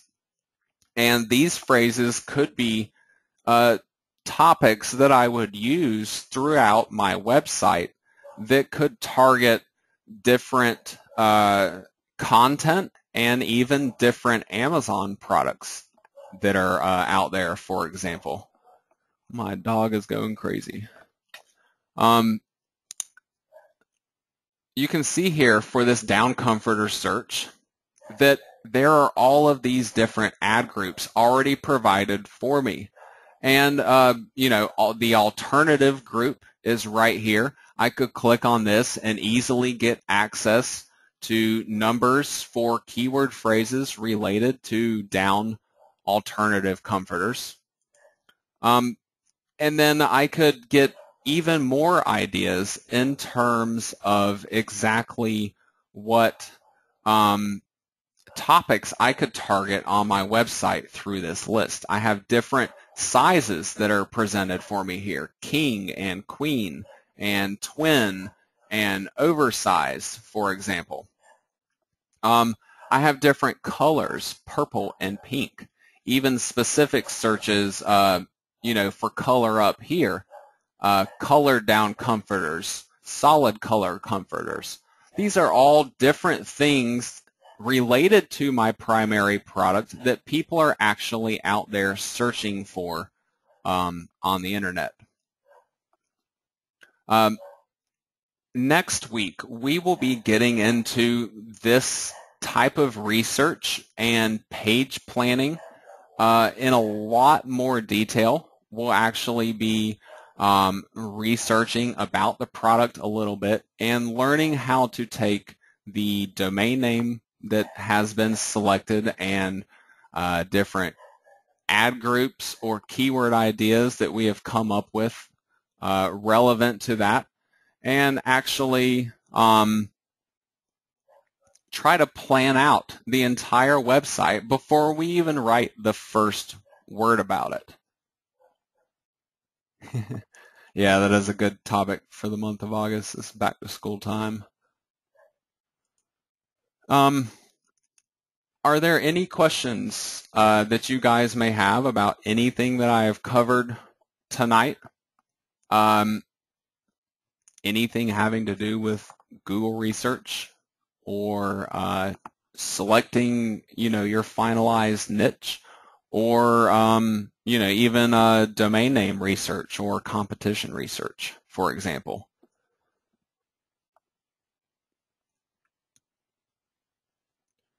I'll at least stick around for a few more minutes. We're at our time limit here, but I usually always go over with questions, so that's not a problem at all. Let's see. Martin is asking, can you use add-on domains? Yeah, I'm assuming you're referring to the add-on domain where you can put multiple domain names on the same website hosting account, Martin? Is that what you're referring to? To where you would, okay, yes. Yes, that is fine. There's nothing wrong at all with doing that. I have had people ask me about using subdomains before, so I just wanted to make sure you weren't asking about that. I will typically put maybe 20 Amazon websites or so all on one shared web hosting account. unless you have particular websites that are really, really busy, that are just getting nonstop traffic every day, all the time, you can really put quite a few of those all on one shared web hosting account and not have any issues whatsoever. So then that can really drop your web hosting cost for each of your websites down to 50 cents per website, or even less, if your sites don't get a lot of traffic. And basically, if you ever step over your traffic thresholds on a hosting account, you'll know, because your sites get pulled down, unfortunately. But usually a quick email to your web host or something can resolve problems like that, if you do ever run into it. And they'll just say, hey, upgrade your hosting, or buy another account and split your domain names up, or something of the sort. See, Ron is asking if I'm using YouTube keyword search at all. I will sometimes take advantage of YouTube in terms of trying to get traffic to my site with keywords on YouTube that are being searched there, but I really don't make videos, for example, for every single affiliate page that I'm building. There really has to be a good logical reason for me to do so. I have to feel like that I would need, maybe if I actually own the products myself, or know something special about it, or feel like I could demonstrate something in person about the products, to get some type of information across. Obviously, you can do additional marketing with YouTube, even if there's not a great reason to do so, just to bring in extra traffic. So there's not necessarily a problem with going outside of Google in terms of doing keyword research. I just simply use Google because it's the largest source overall and will have the most traffic. So if you can find traffic on Google and it's of a significant amount, then traffic will usually exist for the same niche and keyword phrases on other major websites like YouTube, for example. Let's see, Pat. Today's homework is find and register a domain name, ? Essentially, Pat, you want to take your Amazon products that you researched from the last class and the potential niche that you came up with. And you do eventually want to find a domain name from it, but make sure you get some type of assurance from Google and Google's traffic information and the actual search phrase on Google itself and your competitors. Get some type of assurance from all of that information that it will be a good niche and primary keyword phrase that you can target.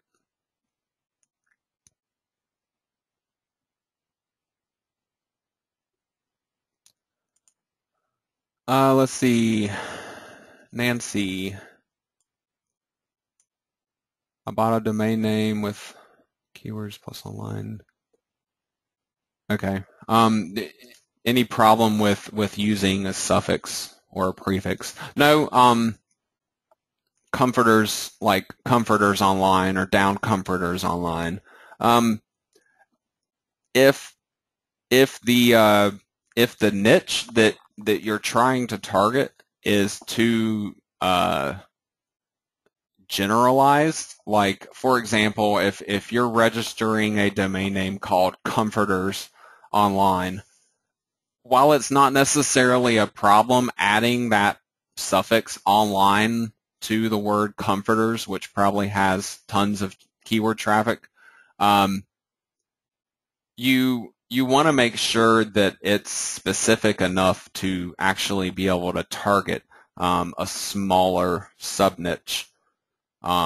you would definitely not want to build a site that would be as general as just comforters, for example. So as long as you are targeting that highly specific sub-niche, then yes, it is okay to use prefixes or even suffixes on top of a keyword phrase for a domain name. For example, that would essentially be a combination of using like a branded domain and an exact match domain.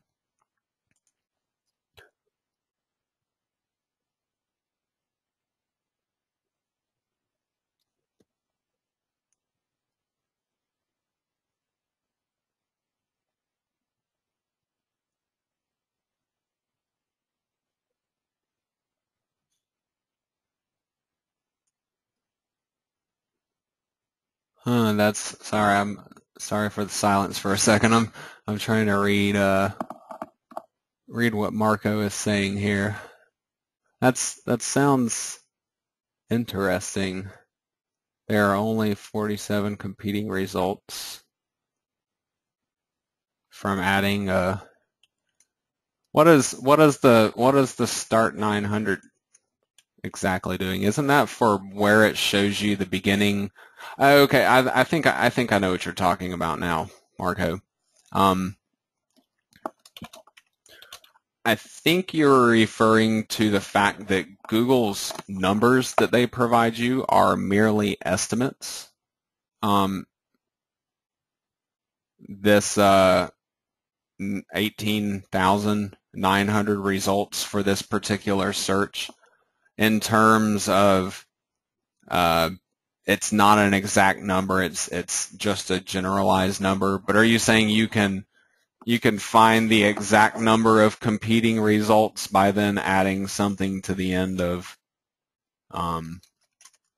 your URL? He's saying add start equals 900 to the end of the URL, and then it shows you a total of 48 results that are the actual competition for this particular phrase. In terms of that's definitely interesting.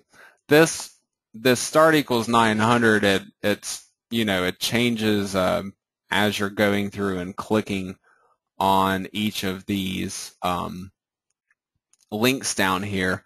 The start number up here is actually a ranking number within the results. So you would want to make sure that the start number you're providing here is high enough to actually be at the point where Google doesn't have any additional results to show you.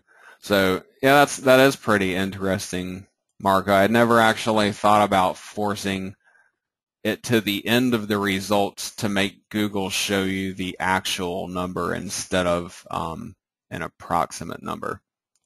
That does seem to be a major difference, though, between 48 and 18,000. So I would be maybe a little bit skeptical in terms of. Oh, I see. Okay, these are more unique results and not necessarily similar results. Okay, that definitely makes a lot of sense. And Google goes up to 1,000 in terms of their the number of results that they'll show you. What's the minimum local monthly search we should be looking at? There's not necessarily an exact number that I could provide for you, Will, in terms of a minimum local monthly search. On average, I recommend somewhere right around the 500 neighborhood. However, definitely pay attention to the seasonal tendencies. You can actually, if you can find a keyword phrase that is just at the beginning of gaining its popularity in a new niche, for example, your average monthly search count could be insanely small, like 100 or 200.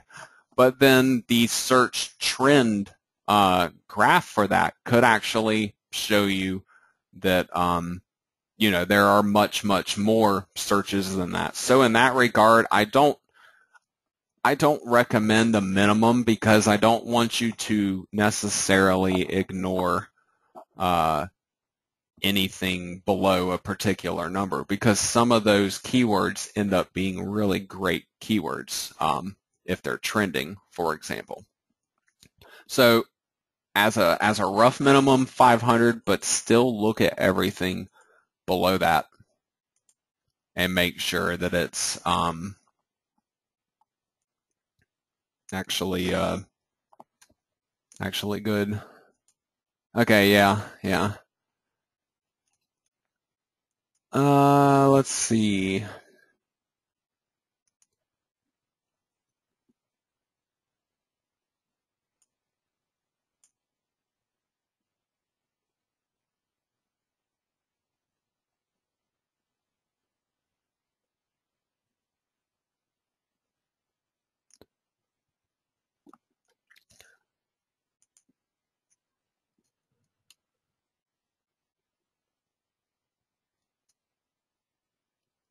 Okay, yeah. I see what you guys are saying now, Marco and Dante also.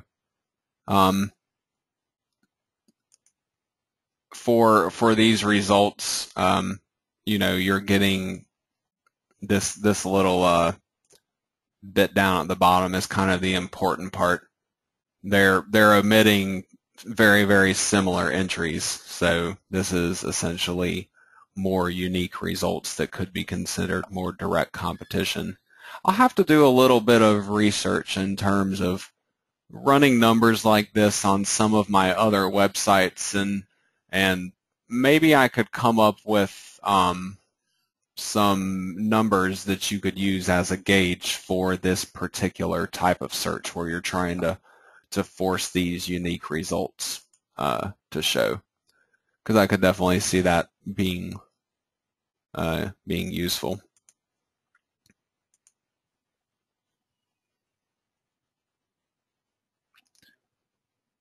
Thank you, by the way, Marco. Like, that was definitely really interesting, and a number of other people here found it to be interesting as well, and appreciated that.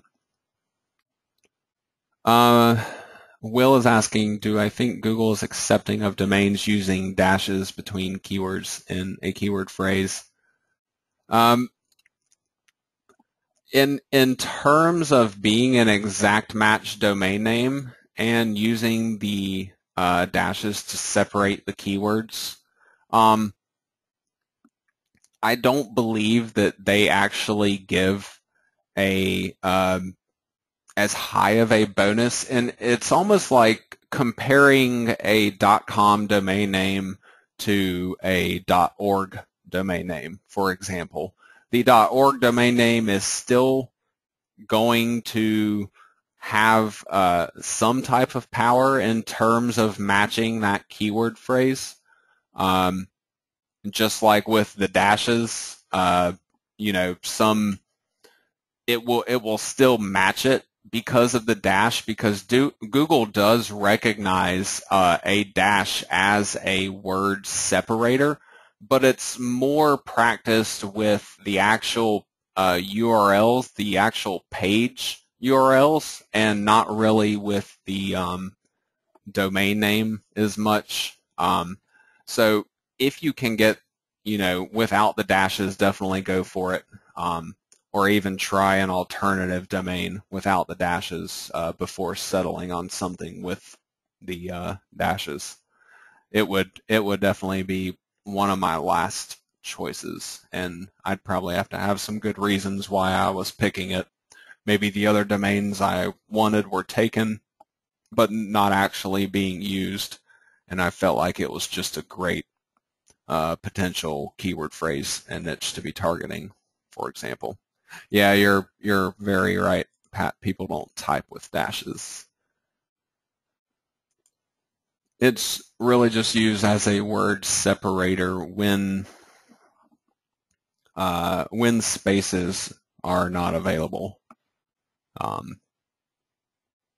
So I do think Google is understanding of the dashes to a certain extent, but I don't think they really like to see them in the domain names, especially in regards to giving them a bonus for matching a keyword phrase exactly in the domain. Any other questions tonight, guys? I believe I have all the questions answered here. And if there are not any other questions, then the next Azon Masterclass is going to be Wednesday of next week. That will be August the 21st, and that will also be at 7 p.m. Eastern Standard Time. And I will be getting the recording from tonight's webinar posted up